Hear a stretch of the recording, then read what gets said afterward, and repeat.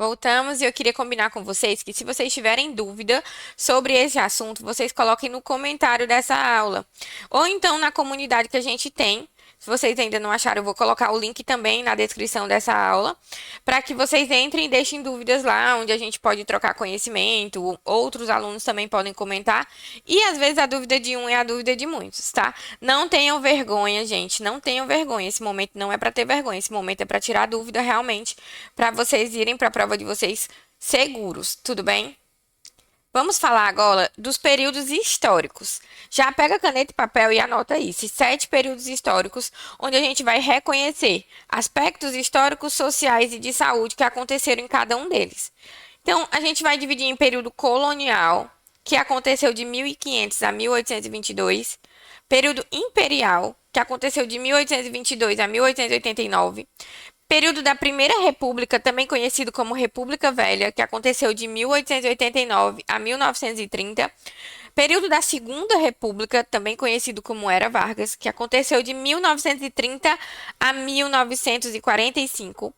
Período da redemocratização, ou também chamado de período desenvolvimentista, que aconteceu de 1945 a 1964.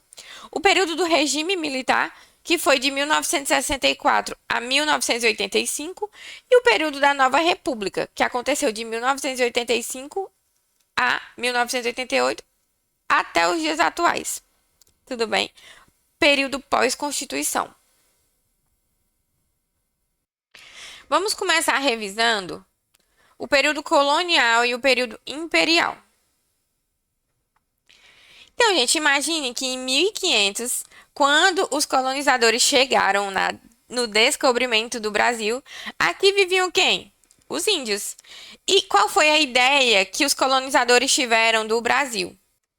Eles acreditaram que o Brasil era um país tropical, com grandes bosques verdejantes, com praias, vento, muita natureza, muitos recursos naturais. E essa foi a ideia que eles tiveram inicialmente. Porém, o que é que aconteceu? Os índios era a população que aqui viviam e eles não tinham o quê? Imunidade, porque eles não precisavam, teoricamente, dessa imunidade. E aí, o que aconteceu? Com a chegada dos colonizadores no Brasil, houve o advento também de várias doenças que já circulavam pela Europa. Isso numa população que não era imunizada. Vocês já imaginam o que aconteceu. Muitas doenças, muitas epidemias, muita dificuldade sanitária daquele período.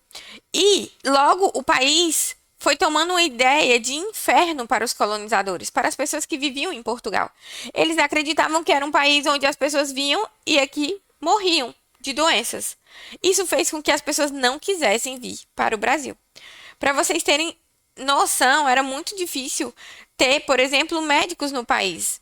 Naquela época, cerca de apenas 4 médicos existiam no país, nesse período histórico. Então, gente, é muito importante reconhecer esses aspectos sociais.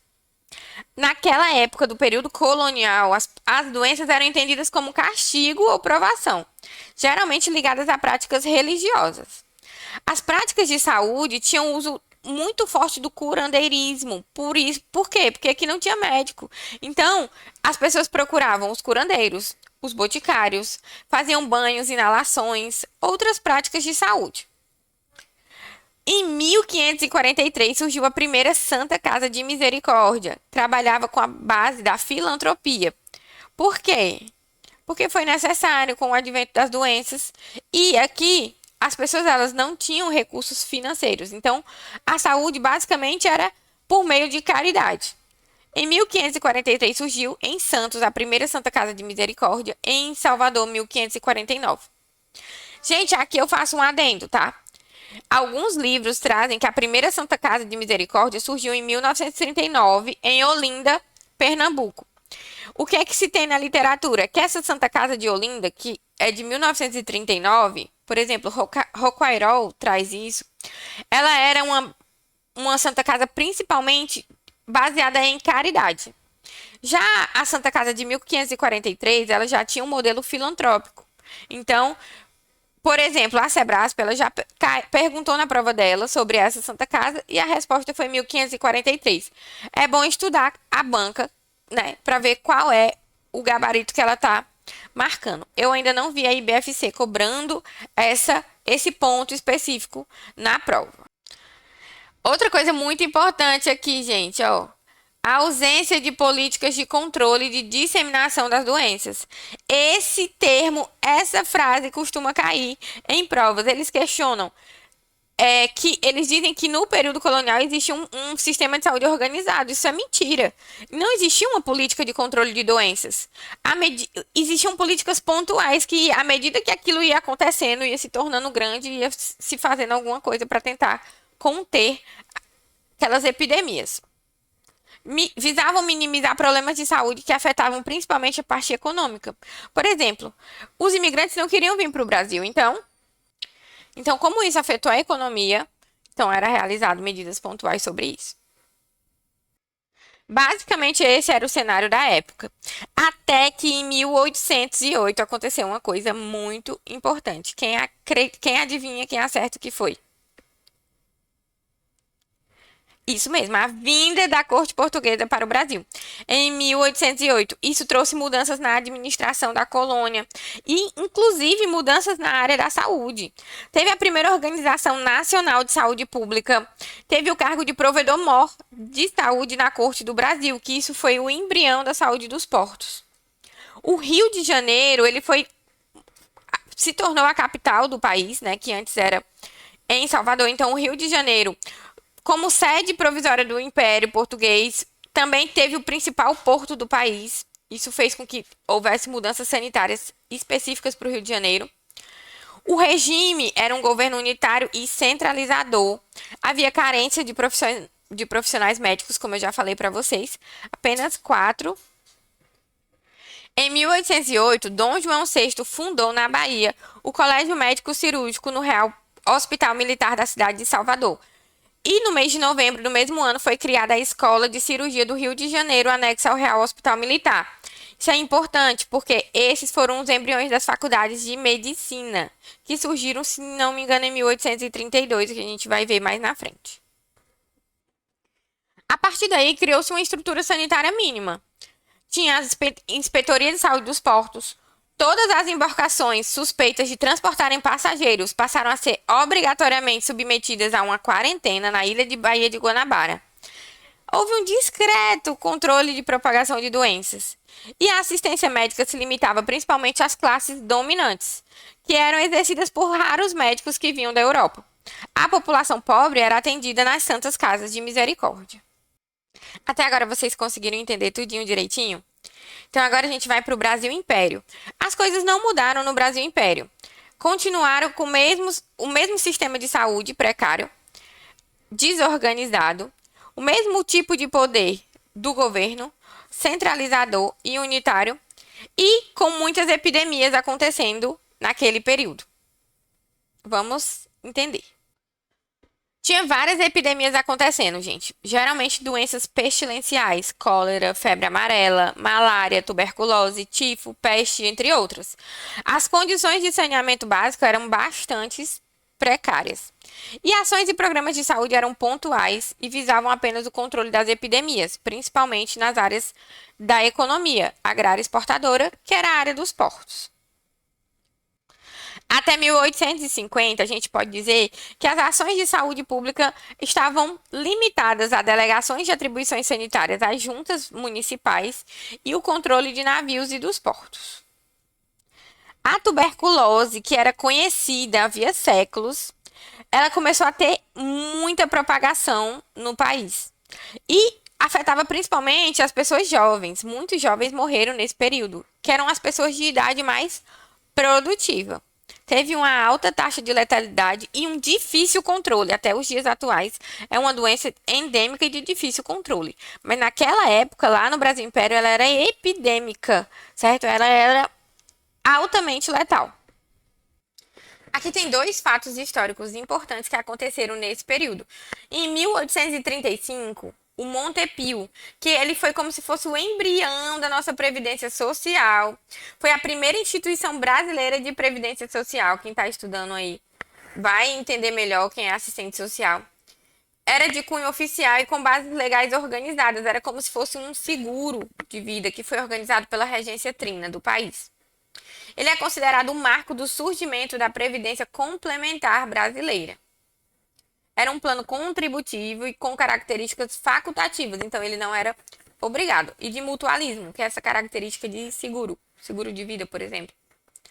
Era principalmente para viúvas do período. E outra data importante, outro fato que já caiu em prova foi a Junta de Higiene Pública, que ela surgiu em 1850, criada por esse decreto aí de 598. E ela foi regulamentada em 1851. Isso já foi questão de prova, gente. Quando surgiu a Junta Central de Higiene Pública. E ela surgiu principalmente no contexto da epidemia da febre amarela, que aconteceu entre 1849 e 1850 no Rio de Janeiro. Tinha como principal objetivo debelar essa epidemia, mas depois ela teve outros objetivos, como inspeção da vacinação, controle da medicina, polícia sanitária, englobava a inspeção de alimentos, farmácias, era como se fosse a nossa vigilância sanitária dos dias atuais. Até aqui tudo certo? Deu para entender direitinho esse período? Pensem que é uma história. E quando vocês forem estudar e revisar, tentem contar essa história para que isso fique na sua memória de longo prazo, certo? E aqui eu trouxe para vocês uma tabela com as principais datas para a gente reforçar, né, esses aspectos importantes que aconteceram. No período colonial, o que é que a gente tem de importante? A primeira Santa Casa de Misericórdia, que foi em 1543. A chegada da família real, com todas as mudanças que isso ocasionou, em 1808. E a criação por Dom João VI das primeiras escolas médico-cirúrgicas, que depois se transformaram em faculdades de medicina, em 1808. Decora essa data aí, que já foi cobrada bastante em prova. No Brasil Império, a gente tem mais datas importantes. Trouxe aqui o resuminho para vocês, do que é principalmente cobrado em prova. Aqui no vídeo tá pequenininho, mas no material em PDF de vocês podem imprimir, vocês podem passar para o resumo de vocês. E, principalmente, em 1828 ocorreu a Lei da Municipalização dos Serviços de Saúde. Foi criada também a Inspetoria de Saúde dos Portos. Em 1832, as escolas foram transformadas em faculdades de medicina. Em 1835, teve o Montepio, que a gente já falou.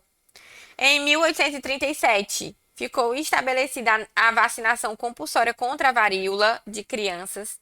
Isso mais tarde gerou a revolta da vacina, que a gente vai conversar mais na frente. Em 1846, foi criado o Instituto Vacínio do Império, que era responsável por vacinar a corte real. Em 1850 foi criada a Junta de Higiene Pública, que foi regulamentada em 1851 e ficou Junta Central de Higiene Pública.